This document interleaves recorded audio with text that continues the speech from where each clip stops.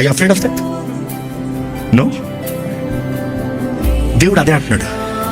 ఇప్పుడు ఏమంటున్నాడు? ఇప్పుడు ఓరకందా? Is she idle? Is she lazy? ఏం చేసింది? దేవుడి దగ్గరకు వచ్చింది.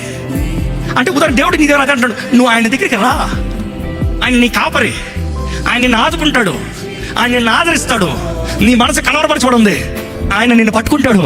He will take care of you. He will make sure that you are safe. He will make sure you are safe. ఓ 10 నిమిషాలు ఇట్లా ఊపిన కూతురు పడుకుపోతాను, నాకు తెలుసు, ఊపుతున్నా కదా.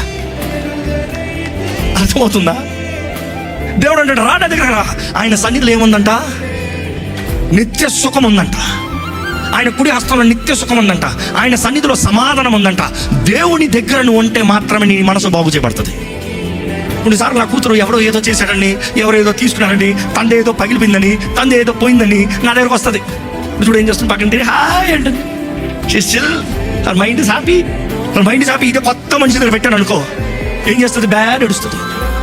కానీ దేవుడు కూడా అదే కోరుతాడు. నువ్వు ఆయన దగ్గరికి వస్తే దేవుడు అంటాడు, నీకు నా దగ్గర సుఖం ఉంది, నీకు నా దగ్గర ఆనందం ఉంది, నువ్వు నా దగ్గర ఉండు.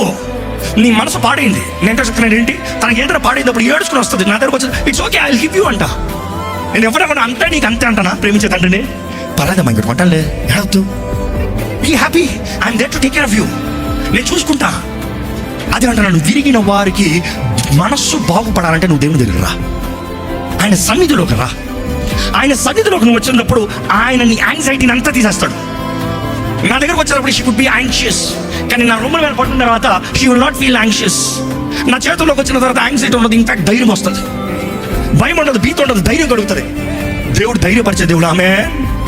దేవుడు మన భయాలన్నీ తీసివేసే దేవుడు, ఆమేన్.